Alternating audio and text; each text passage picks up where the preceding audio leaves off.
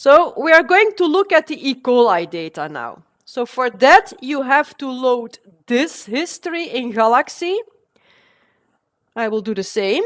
So just click the link. We have two samples from E. coli. We have the chip sample and we have the control sample. And we uploaded the samples as a collection here, like this.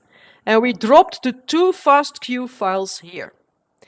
So when you do this, they will look like this in your history. So one item, and when you click the item, you see that it contains two files. Okay.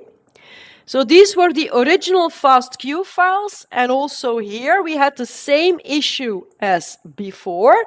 So they were messy FASTQ files. So also here we had to run Groomer to convert the messy FASTQ files into clean FASTQ files. But this is just to mention that most of these, especially the older data sets, you will need to run Groomer on them. You see that, eh? All of them have a very messy format, so you have to groom them. We are going to run Trimmomatic here, because we're going to mop these data, so they need to be cleaned. And I want to show you how it works on a collection. So when you have multiple FASTQ files at once. So we go back to Trimmomatic.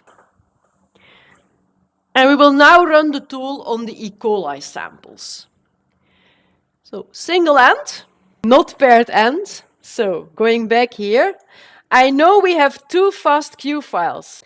But the two FASTQ files, they just belong to two separate samples. One is a chip sample and one is a control sample. So the regions that were bound to a transcription factor and the genomic DNA of E. coli cut into pieces. Two different samples.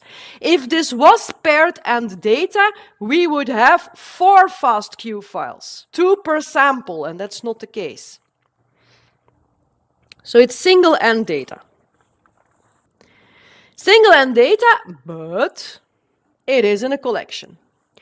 And again, we see, although we groomed the data, he says, hey, nothing available that I can use, guys. Why does he say this time? Well, this time he says it because it's collections. So in the history itself, there's no FASTQ file. So you have to tell him that he needs to use a collection as an input. How can you do so? Well, for that, we have these buttons here. Yeah? And the one that we need is this one, the most right button here. When I click it, you see dataset collection appears. So when I click this button, you see that now he immediately recognizes the groomed collection.